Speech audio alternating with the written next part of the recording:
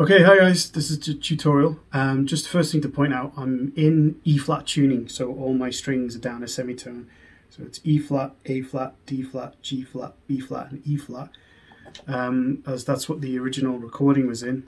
Funnily enough, when they play it live now, just plenty of footage of them on YouTube doing it, they tend to be in standard tuning. I don't really know why that is, could be something to do with Sting's voice. But anyway, I'm in that tuning and you're going to need to tune down a semitone in order to play along with me. So here we go, let me just play the first part again slowly and I'll break it down.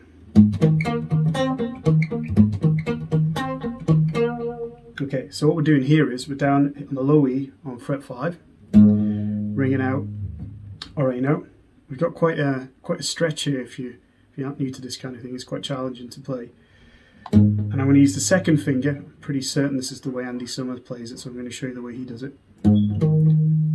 Finger 2 is grabbing the A string on fret 7, so okay, little finger is then going to grab the D string on fret 9. Okay, so far we've got this.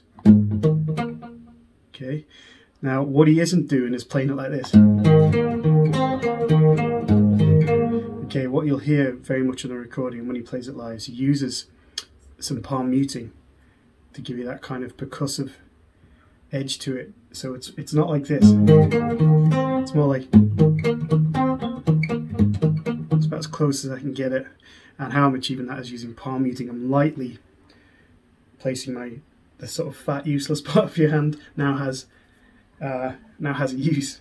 So it's kind of common in rock and metal styles, but it's very much used in this song. You can really hear it. And I'm placing that part of my hand between the pickup and the bridge and just lightly putting on. If you put it on too much, it's going to choke it completely. If you just put on a little bit, it's more of a feel thing.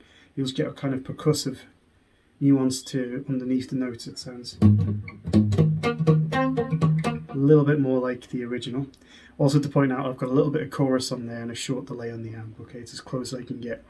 So from the top we've got this. Once we get here on the D string, we're going to go back up to the A string, fret 7. Okay, I'm going to use my index finger to go to the G string now, on fret 6 to get that major third. Back up to little finger D string, 9th fret, and then back up to the A string, fret 7, and then to finish the first arpeggio, it's back down to D string, 9th fret. So you've got quite a particular picking pattern here that is used in the next chord that we go to, and he's really highlighting an A major add 9. You can hear this, and then he goes to the minor next. Kind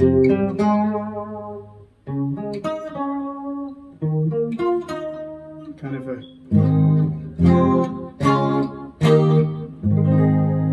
okay, so he's taking quite a common chord progression by adding those 9ths in there. Just it's a lot more ear catching than the simple chord progression. Okay, so we've got this so far. You simply repeat that twice. So there's your A major add 9. Then we're going to go to the 2nd fret, a bit more of a stretch here. We're going to do the minor version of it.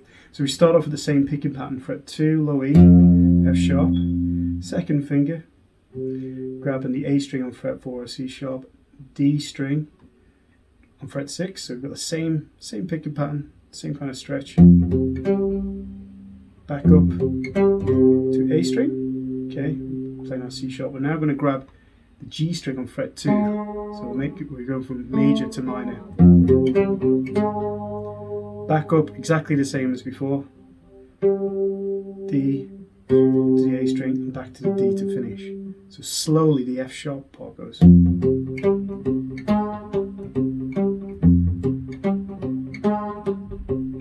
again, I'm applying this palm muting throughout the entire repetition of this chord progression.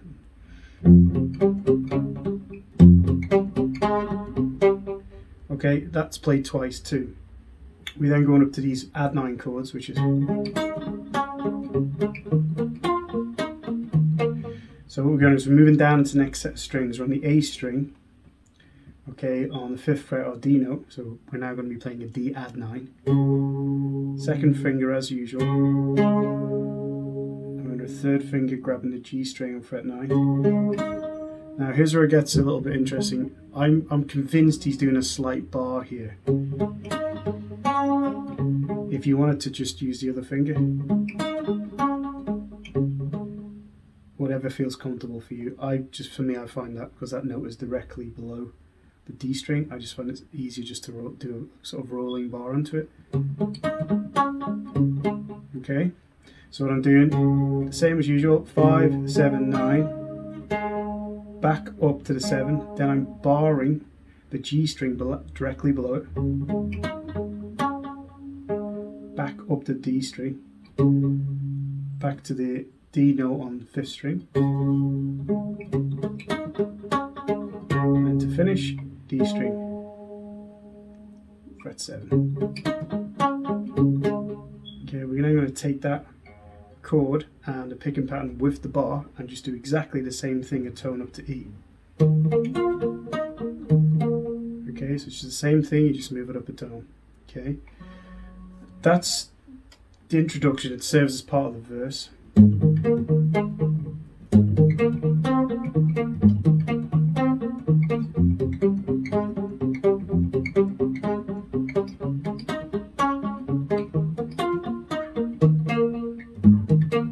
At that point there is when Sting starts to sing, and then you repeat it again.